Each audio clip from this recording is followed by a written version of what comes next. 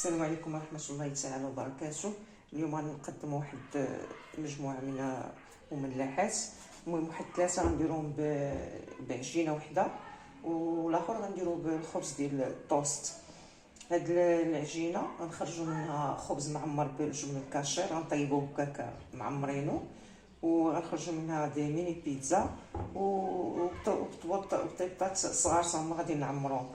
المهم هنا في هاد العجينه اش غنحتاجو من نص كيلو تاع الدقيق، غنخرجوا منه 3 ديال الاشكال. غنحتاجو نص كيلو تاع الطحين غربلتو ودرتو هنايا، واحد طبيصه ديال الملحه،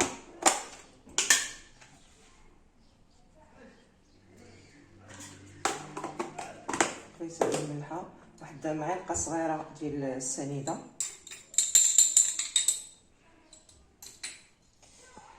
معلقه صغيره ديال الخميره،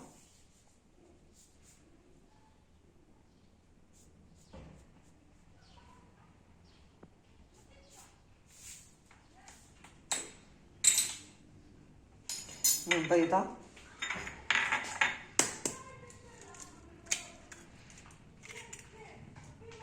بيضه كامله، نديرو نص بيضه، واحد 100 غرام ديال الزبده،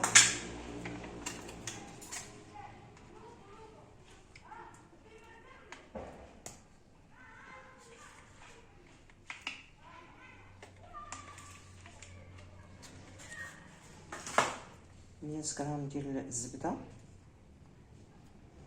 المهم نخلطو يعني رابعه ديال الحليب. غنجمعو هادشي، غنخلطو هاد العناصر وغنجمعوهم برابعه ديال الحليب.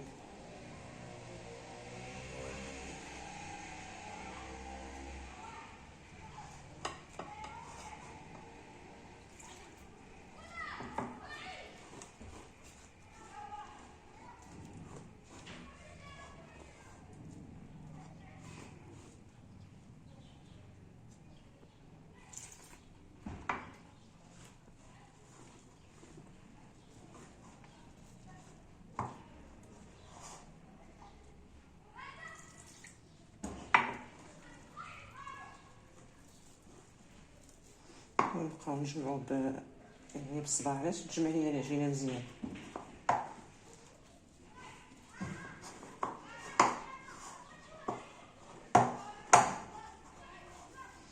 ونكمل الحليب،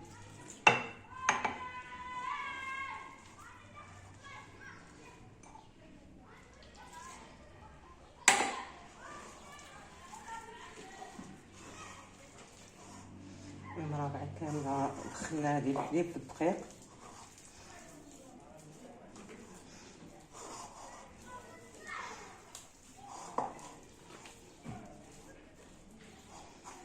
غادي نجمعوها ونخليوها ترتاح واحد نص ساعه، بما وجدنا الحشوات وداكشي باش غنعمروه.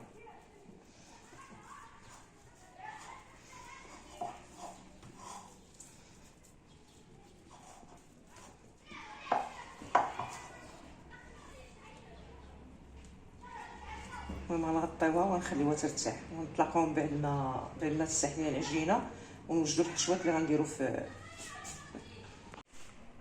بما يعني ترخف لينا العجينه ديالنا اللي عجننا، اللي غنديرو بها الخبز معمر بكاشير وفرomage وبيتزا وبالطبوط. غادي نصايب واحد ساندويتش ديال الطوست بكفته ديال لا داند بالجامبون ديال لا داند فيمي، بالجامبون ديال داند فيمي. المهم كيجي زوين وكيبغوه الدراري الصغار والكبار، وكينفع في الفطور كيجي مغذي. غنديروه بكفته ديال لا داند، غنديرها كويرات وغادي نقليها شويه، وغادي نعمرو هذاك الطوست ديالنا.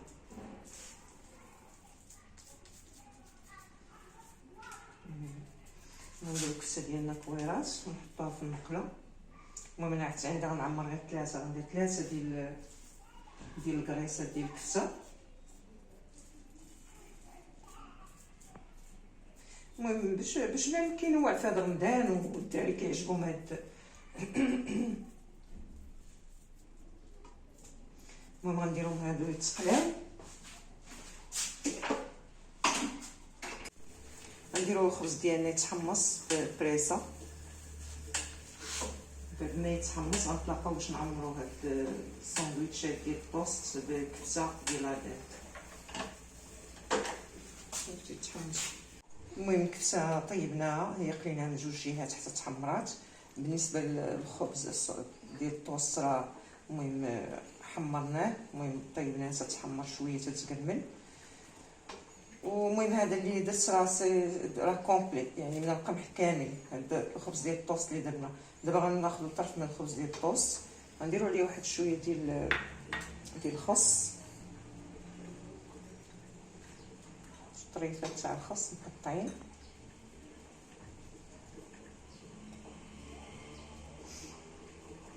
نديروا واحد شريحه من الطماطم نحطوها. غنديروا وحده من الكفته، ونديروا طرف ديال الفرماج ديال الساندويتش، نديروا واحد.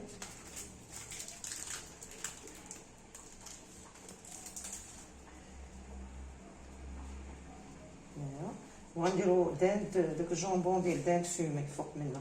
بالنسبه لي صوص غنديروا كيتشوب، المهم اللي بغى يدير كيتشوب راه كيديرو، المهم على حسب الذوق ديالكم نتوما كديروا عليه كيتشوب. هذا كتسدوه. المهم ملي كنسدوه انا يعني درت هنا هذاك الشيء اللي كاين في الحشوه درتو فيه هاد لي بيكي، وغادي نبيكيهم من الفوق وغادي نحطهم في طبق التقديم. المهم غندير الثانيه حتى هي غندير لها بحال ما هكاك. المهم غندير واحد شويه ديال الخس، ندير واحد الطرف ديال الكفته ديال لادانت. غندير الباطيشه الاولى، غادي ندير الكفته، نديرو طرف تاع الفرماج،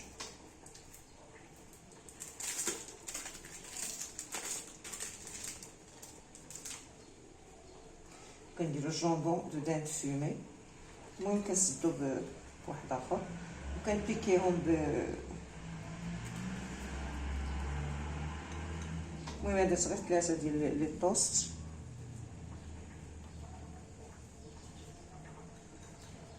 نديرو خس،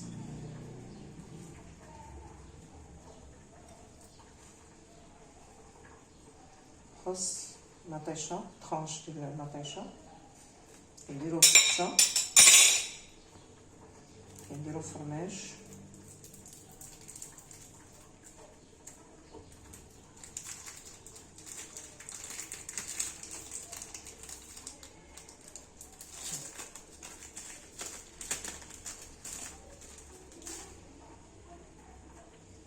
كنديرو جامبون داند فومي، كنديرو خبز فوق منهم وكنبيكيو. صافي. بالنسبه لاصوص كنديرو كيتشوب، يعني كل واحد على حسب. المهم هما الساندويتشات ديالنا ديال الطوست بالكفته ديال لادان وبالجامبون دو داند فومي. المهم نتلاقاو بعد ما نكملوا التحضيرات الاخرى ديال الخبز معمر بالجبن الكاشير، بيتزا وبالطبوط. بعد ما تلخفت لينا العجينه ديالنا مده ثلث ساعه، غناخذوا منها دابا واحد الكويره وغنطلقوها باش نعمروها.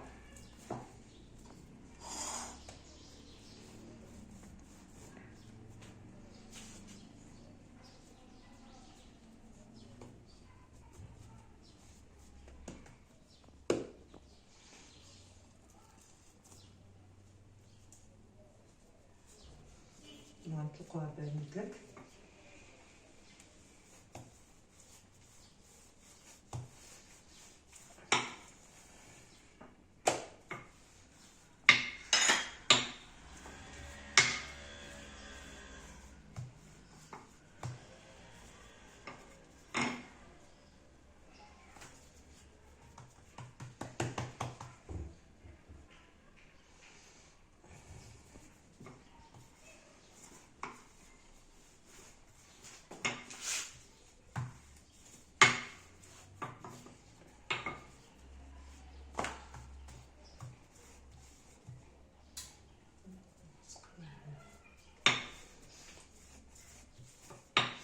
نبقاو ندلكو صطلق لينا مزيان.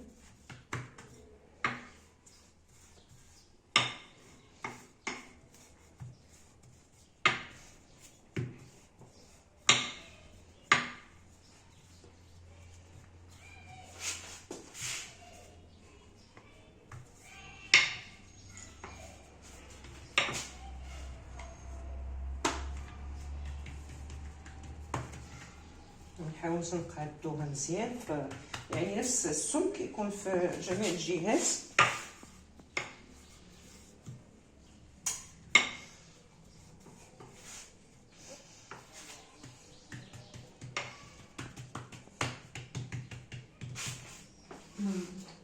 المهم نقادوها من الجناب.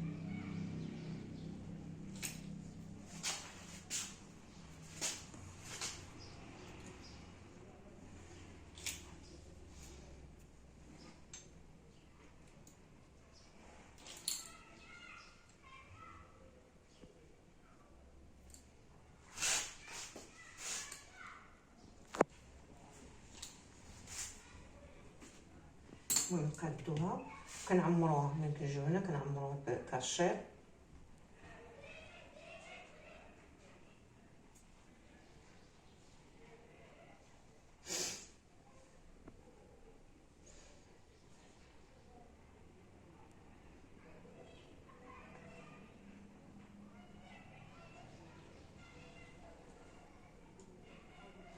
كنعمروها بكاشير وكندير فوقها فرماج.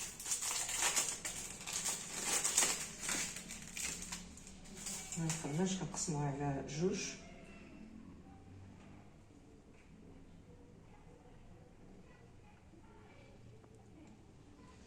كنديرو هنا فوق منه، نديرو هنا، نديرو طرف اخر.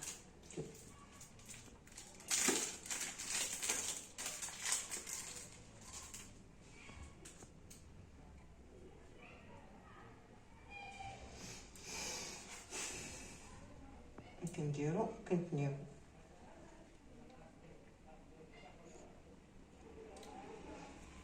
ممكن نتنيو على العجينه كندوروها.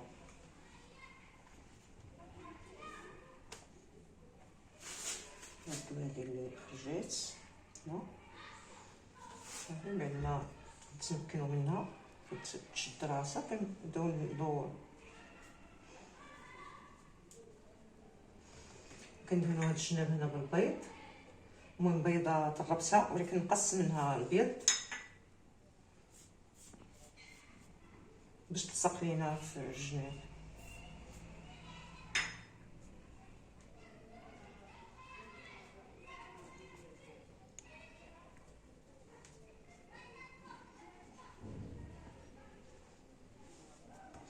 ممكن نديروها في لافا،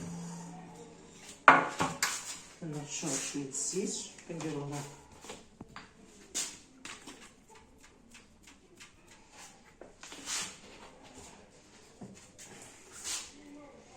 ممكن نحطوها هنا. المهم نفس الشيء غنديرو بالنسبه للكريسه الثانيه.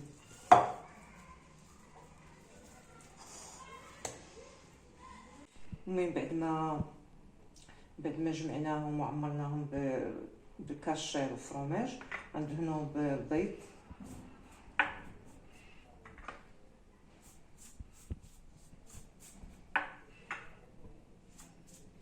المهم ندهنوهم بالبيض. المهم راه الصفر يعني راس تقريبا صفرت البيض، ما حيت منه البيض. المهم صفرت البيض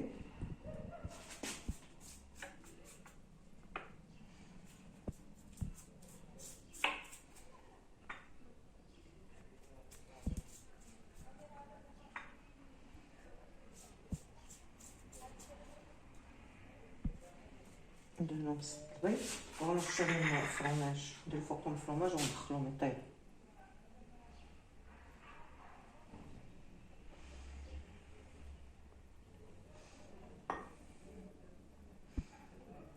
المهم نخليهم يطيبوا على عافيه مهيله حتى يتحمروا لينا، وهذيك الساعه نجبدوهم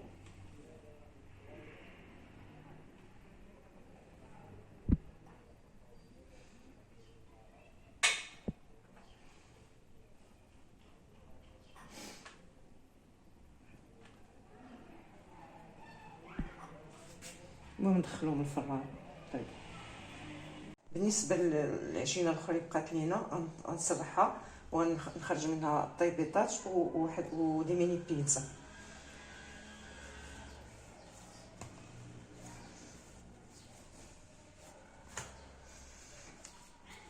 نسرحوها مزيان بشويه دقيق.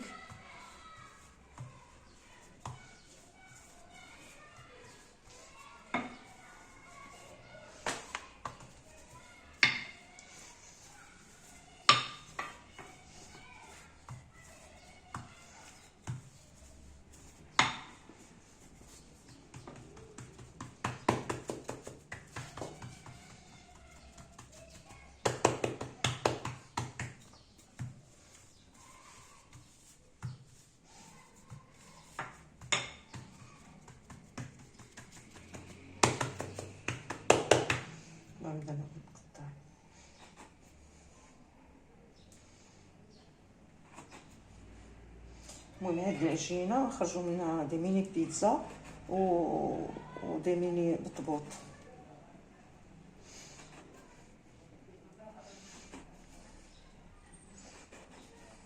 دوك اللي غنديرهم بيتزا غنديرهم في اللاطا، نطيبهم واحد نص طيبه، غنتكبوهم شويه بالفرشيطه.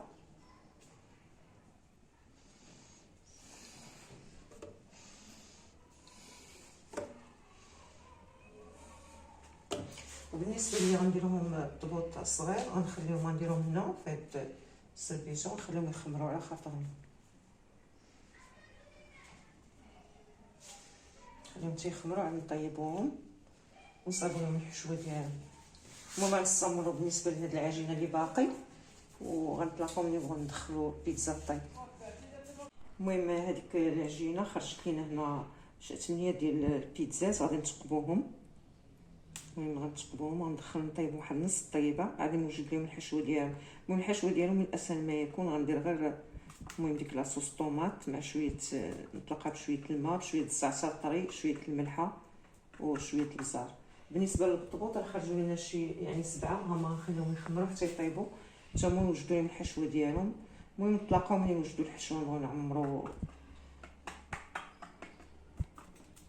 بعد ما طابوا لي البيتزا ديالنا طيبنا نص طيبه، غنصايبوا لهم لاصوص درت الكونسونطري طوماط، غنطلقها بواحد شويه ديال الماء وغنديرها تشحر، وغنزيد معها شويه الزعتر، واحد الوريقات ديال الزعتر.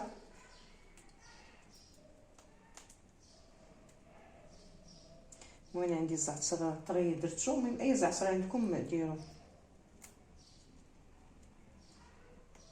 ندير واحد شويه ديال الملحه، شويه ديال الملحه وشويه ديال الابزار،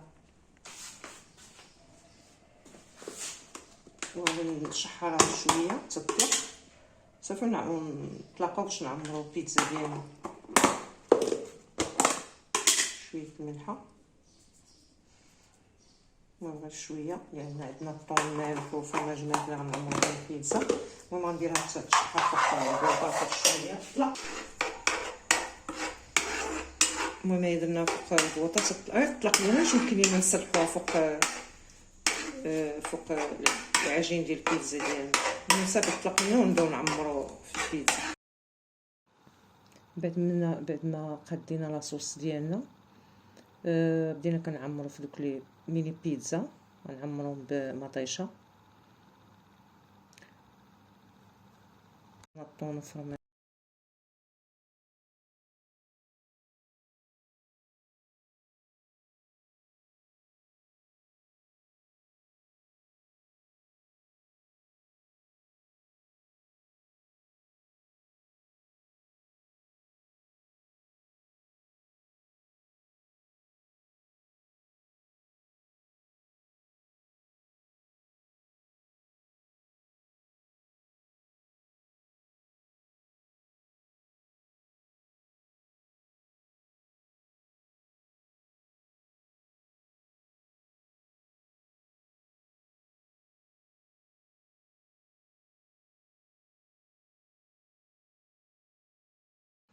من بعد غنزيدو شويه الثوم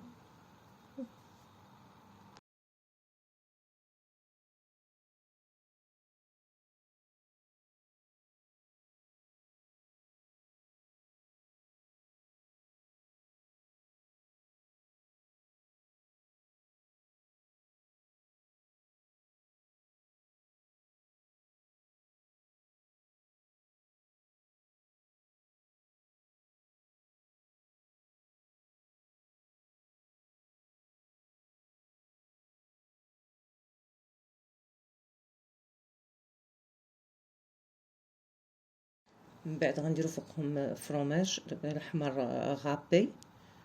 المهم بعد ما غنديرو لهم كاملين الفرماج غنزينو بواحد الزيتونه كحله، كل وحده غنديرو فوقها زيتونه وغندخلوهم يطيبوا في الفران.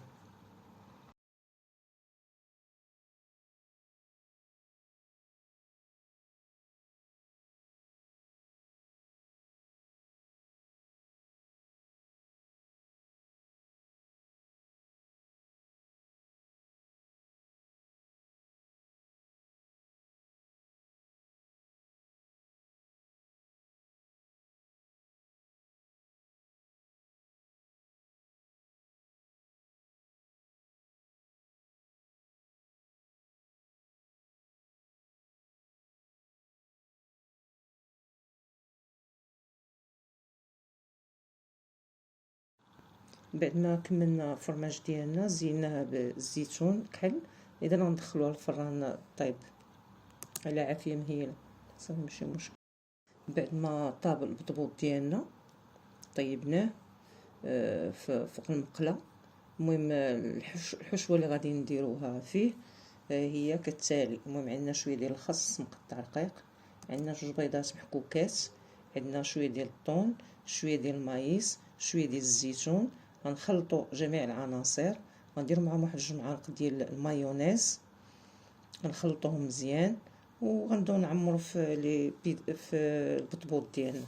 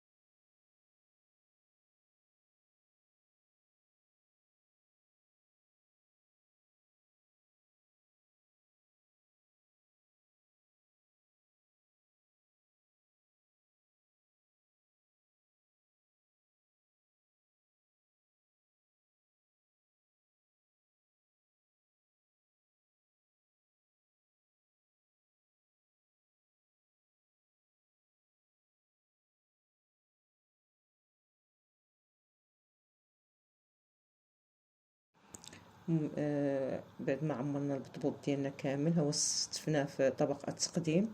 لي بيتزا ديالنا طابو وتما راه ما كنستفو فيهم في طبق التقديم. وغنستفو داك الخبز اللي طيبناه عامر تا هو غنديروه في نفس الطبق.